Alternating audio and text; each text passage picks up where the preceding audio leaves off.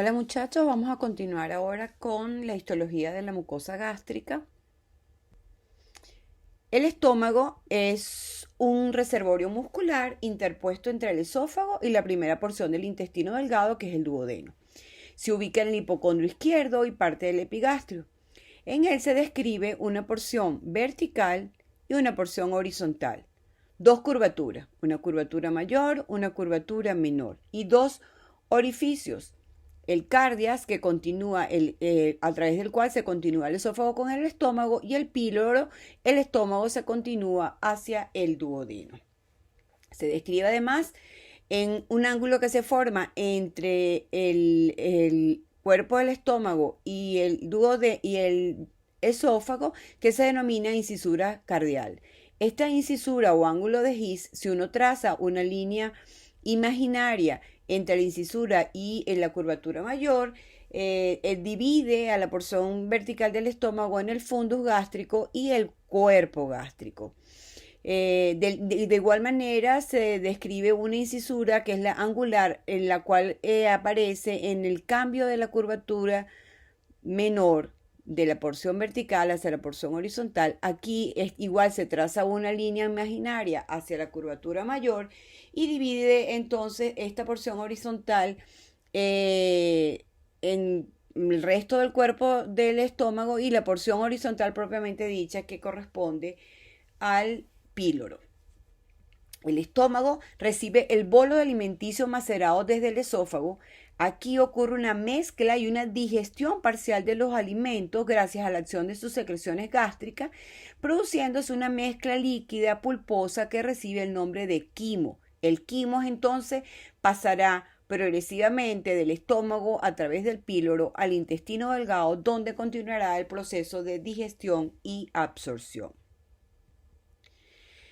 Como todos los órganos huecos, los tejidos fundamentales se disponen constituyendo su pared en cuatro estratos, que ya los conocemos: la mucosa, que es la capa más interna, submucosa, la muscular propia con sus dos estratos y la serosa.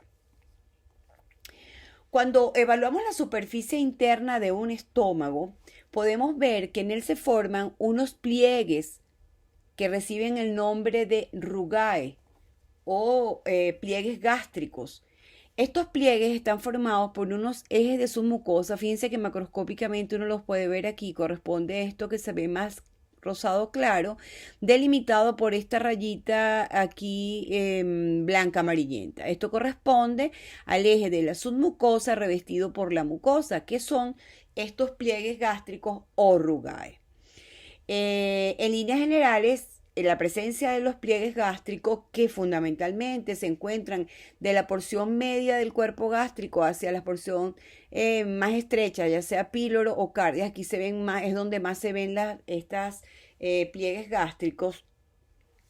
No aumentan la superficie, sino que ellos permiten que el estómago se pueda adaptar y distenderse cuando él se llena. Desde el punto de vista histológico, el estómago también lo podemos dividir como está dividido desde el punto de vista anatómico, pero esta división se hace de acuerdo a las características histológicas que la mucosa pueda presentar. Y de allí que se describe una mucosa en el área del cardia y se llama mucosa cardial, una mucosa en lo que representa el fundus y el cuerpo gástrico y se llama mucosa fúndica o corpo fúndica, y la mucosa que vamos a ver a nivel del píloro. Cuando nosotros observamos la superficie de un estómago en fresco con una lupa, podemos ver que su superficie no es regular, sino que muestra a manera de salientes, los cuales están divididos por unos surcos poco profundos, delimitando unas áreas de tamaño y formas variables que se denominan mamelones gástricos. Si vemos aún más con más detenimiento la superficie de cada uno de estos mamelones, veremos que ellos presentan una serie de agujeros o orificios que vamos, como estudiaremos más adelante, representan el orificio de salida de las criptas o fobiolas gástricas.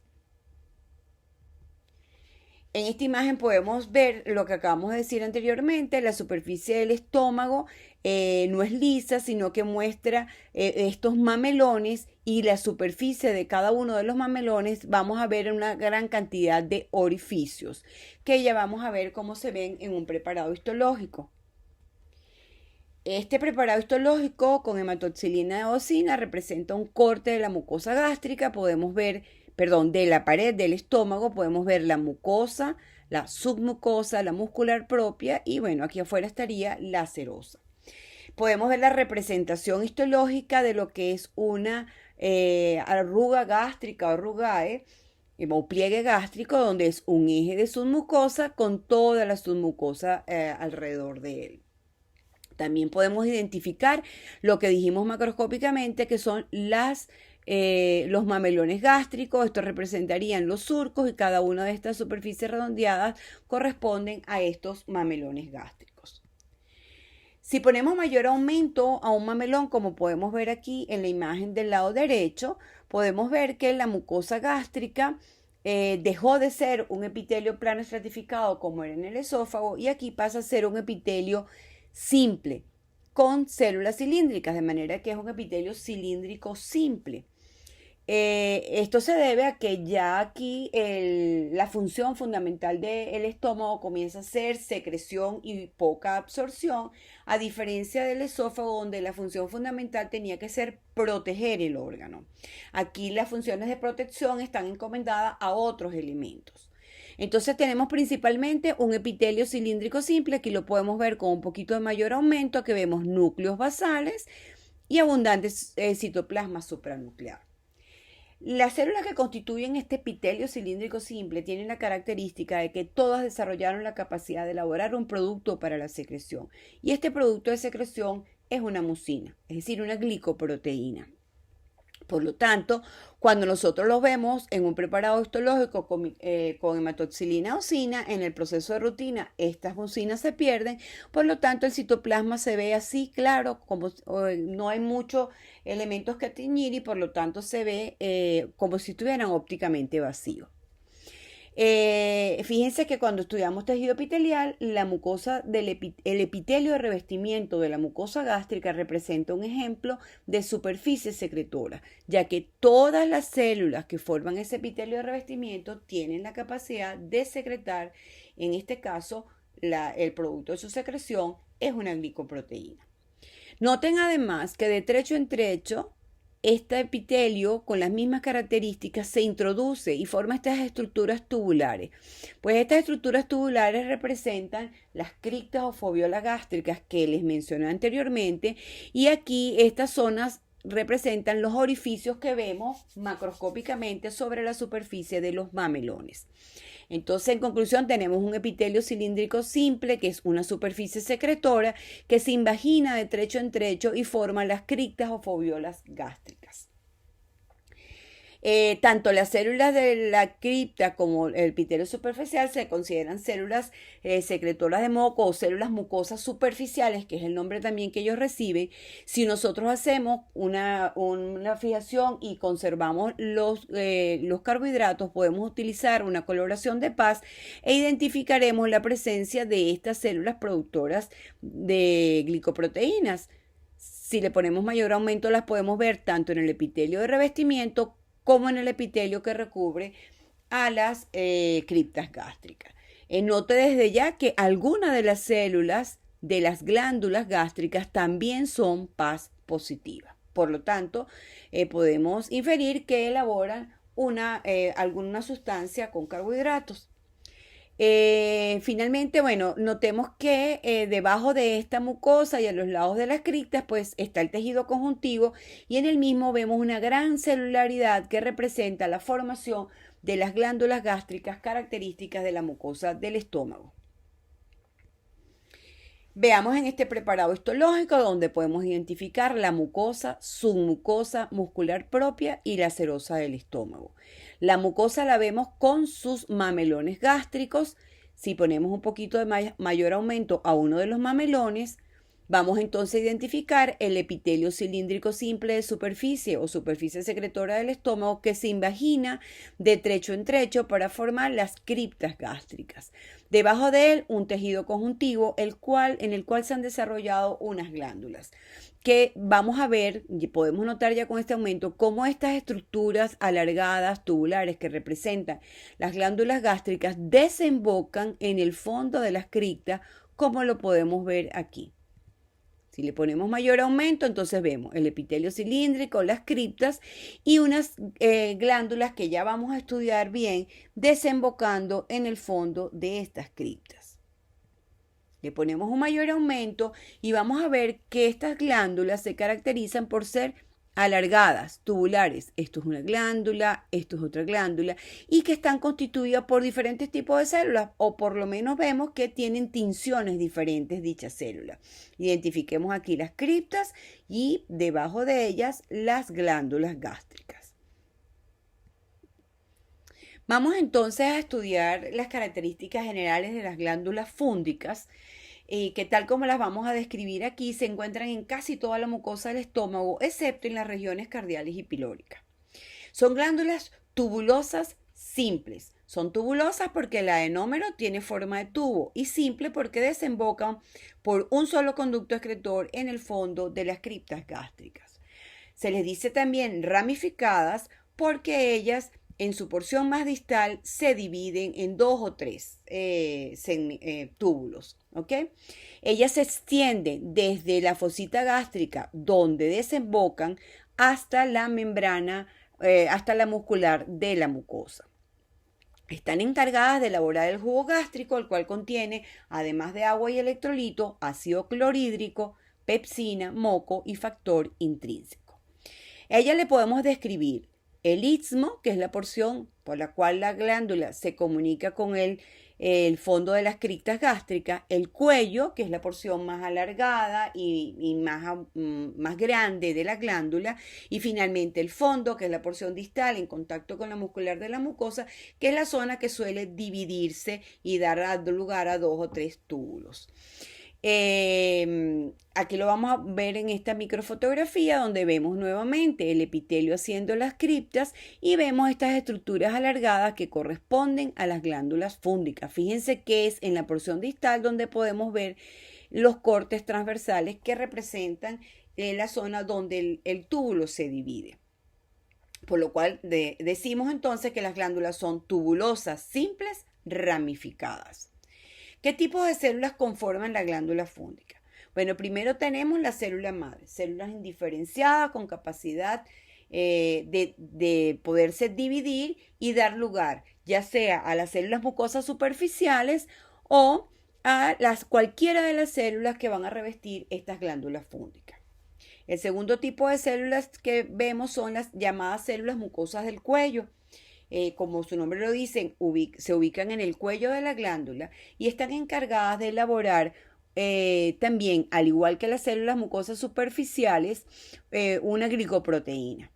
Ellas se diferencian de las células mucosas porque son, en lugar de cilíndricas, son células cúbicas y almacenan menor cantidad de glicoproteínas.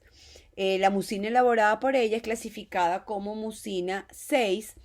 Y el moco secretado es un moco más soluble y menos alcalino que el que elaboran las células mucosas superficiales.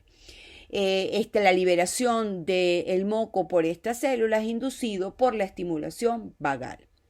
El tercer tipo de células son las células parietales. Estas son unas células muy características porque se tiñen intensamente con la eosina y son fáciles de identificar en los cortes histológicos. Son las células encargadas de elaborar ácido clorhídrico y el factor intrínseco.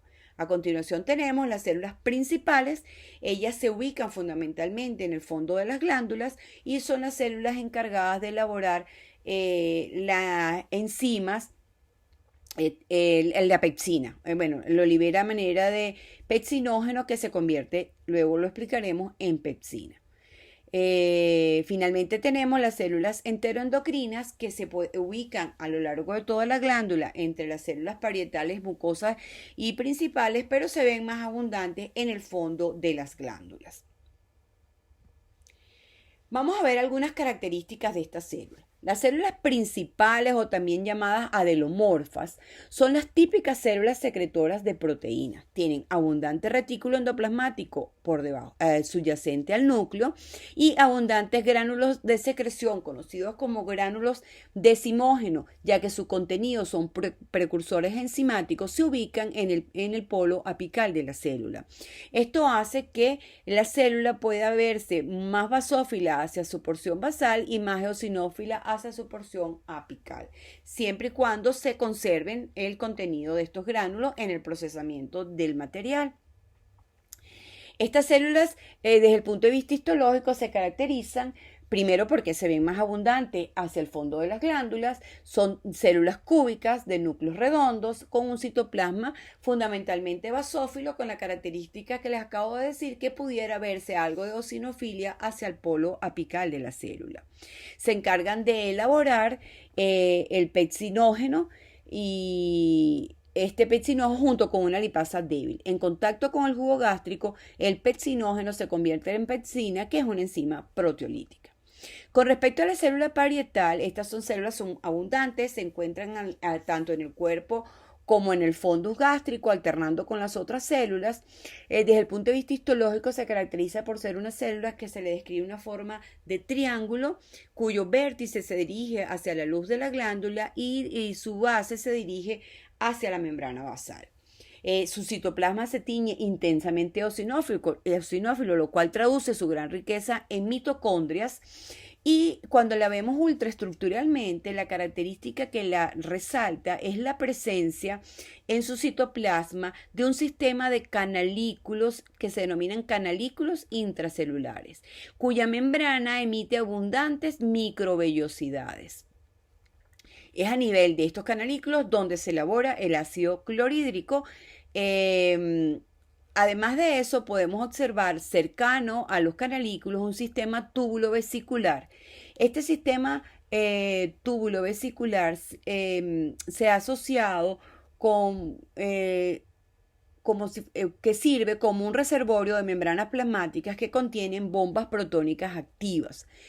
Cuando tienes una célula con secreción activa de ácido clorhídrico, este sistema túbulo-vesicular desaparece. Y lo que se piensa es que él es reabsorbido hacia los canalículos intracelulares, aumentando así la cantidad de membranas y de bombas protónicas para poder elaborar el ácido clorhídrico. Además, ultraestructuralmente vemos lo que se expresa a la microscopía de luz, que es la gran cantidad de mitocondrias con crestas complejas y muchos gránulos en la matriz, la cual provee la gran cantidad de energía que necesitan estas células para poder elaborar el ácido clorhídrico.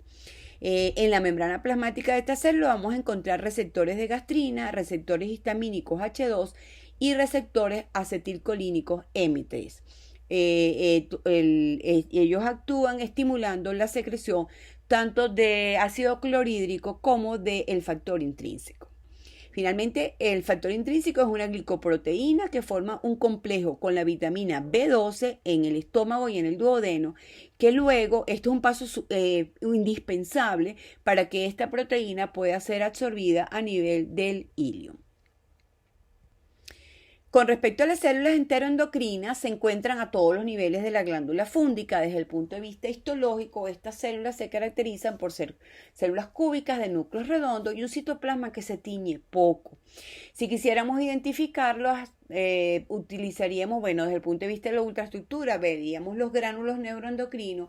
Desde el punto de vista de la microscopía de luz, pudiéramos utilizar coloraciones para estos gránulos, condiciones de cromo o utilizar inmunohistoquímica, lo cual ha permitido identificar aproximadamente 20 tipos diferentes de hormonas liberadas por estas células.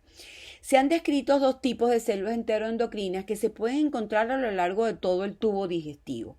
La mayor parte de ellas son unas células pequeñas cúbicas que no contactan con la luz y que reciben el nombre de células cerradas, células enteroendocrinas cerradas. Sin embargo, hay una pequeña cantidad de ellas que sí alcanzan la luz y a ese nivel desarrollan microvellosidades. esta porción de estas células reciben el nombre de células enteroendocrinas abiertas. Y en la actualidad se piensa que estas células actúan como quimiorreceptores primarios que toman muestras del contenido de la luz glandular y liberan hormonas según la información obtenida por este proceso. Vamos a ver esta microfotografía para evaluarla hasta aquí señalado. Entonces podemos identificar que hay un epitelio de revestimiento que se invagina de trecho en trecho y forma estas criptas gástricas. En el tejido conjuntivo subyacente podemos ver el desarrollo de estas glándulas tubulosas en forma de tubo que en su porción más distal se dividen y por eso es que podemos ver los tubos cortados transversalmente. Si le ponemos un poquito de mayor aumento, entonces vemos el epitelio con la característica que tenemos que las células o citoplasmas se ven como ópticamente vacíos formando las criptas. Y en el fondo de la cripta podemos ver aquí cómo desembocan estas glándulas tubulosas. Esto es una glándula, esta es otra, desembocando porque en cada cripta pueden desembocar 2, 3 o varias glándulas gástricas.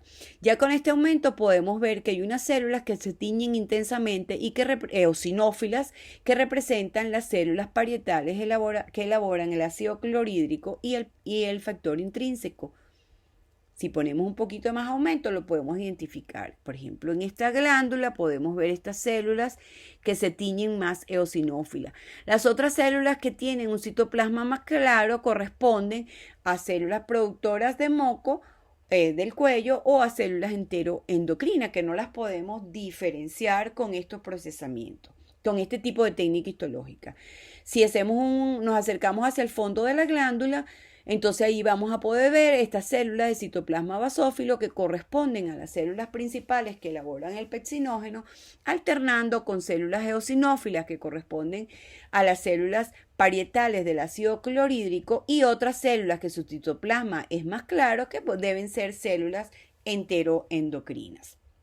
Note que entre las glándulas que hay escaso tejido conjuntivo podemos ver estos núcleos, estas células de núcleos ovoides alargadas que corresponden a músculo liso de la muscular de la mucosa que se introduce entre las glándulas y que se ha relacionado que intervienen o ayudan a la expulsión del contenido de las glándulas.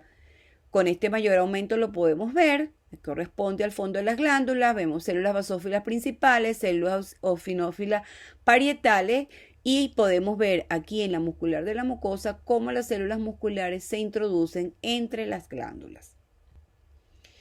Entonces vimos hasta aquí las características generales de cómo es la mucosa gástrica en la zona que histológicamente llamamos mucosa fúndica o corpofúndica, que corresponde al cuerpo y al fundus gástrico descrito en la anatomía. Vamos a ver ahora cuáles son las características o en qué varía en relación a la mucosa gástrica que vemos en la unión esófago-gástrica.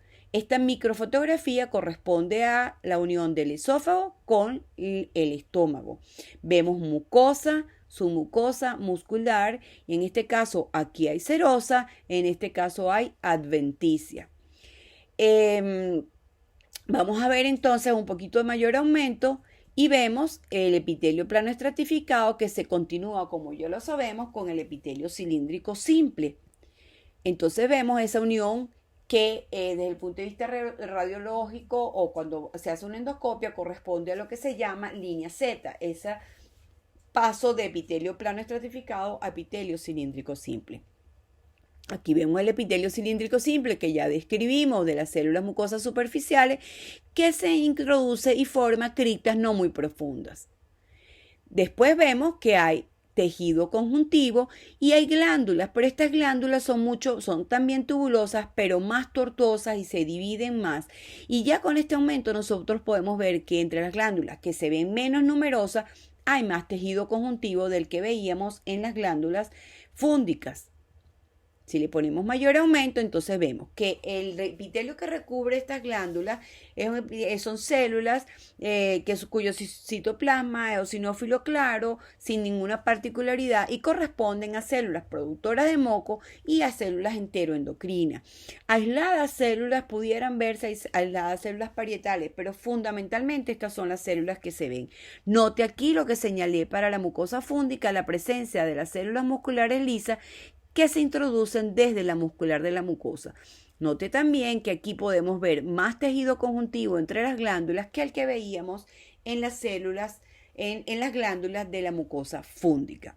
De manera de que el elemento fundamental que diferencia la mucosa cardial de la mucosa corpofúngica representa que sus glándulas son menos numerosas, son más tortuosas y están revestidas por células productoras de moco y enteroendocrinas.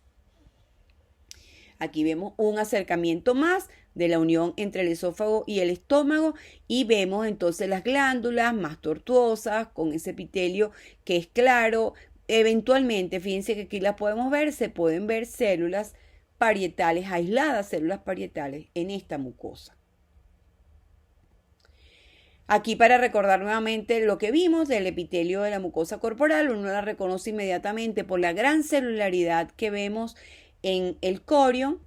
Si nos acercamos, entonces vemos nuevamente el epitelio con sus criptas y la gran cantidad de glándulas tubulosas, una muy pegadita de la otra, y ya con este aumento identificamos la gran cantidad en el cuerpo de las glándulas de células parietales, y en los fondos de la glándula podemos ver las células que se tiñen más basófilas. Si le ponemos un mayor aumento, entonces vemos aquí cómo las glándulas desembocan en las criptas, las células parietales, las células principales, que las reconocemos claramente por las dos tinciones de su citoplasma. Ya finalmente, con respecto a la mucosa pilórica, vamos a ver que las características las volvemos a evaluar. Hay un epitelio de revestimiento cilíndrico simple, que se imagina y forma cripta. Fíjense que la primera característica que vamos a ver es que estas criptas son profundas, y si le vamos a dar un valor con respecto al espesor de la mucosa gástrica, estas criptas suelen atravesar el 50% o más del espesor de la mucosa gástrica. El segundo elemento que vemos entonces es que las glándulas, que son menos numerosas que en la mucosa fúngica, aquí también son tortuosas. Por eso es que vemos la mayoría de los cortes se ven transversales, y también hay más tejido conjuntivo entre las glándulas. Si le ponemos un poquito mayor de aumento, entonces vemos que lo que reviste a estas glándulas son fundamentalmente células mucosas, es lo que más tienen. Pudieran haber células enteroendocrinas, y también eventualmente uno pudiera ver alguna que otra célula parietal. Note también aquí la entrada del músculo liso que proviene de la muscular de la mucosa. Un mayor acercamiento, vemos las criptas profundas, las glándulas tubulosas, fíjense que se ven los citoplasmas muy claros porque son fundamentalmente células secretoras de moco. Bueno, estas tres imágenes para recordar los tres tipos de mucosa desde el punto de vista histológico que podemos ver recubriendo el estómago: mucosa cardial, mucosa corpofúngica y mucosa pilórica.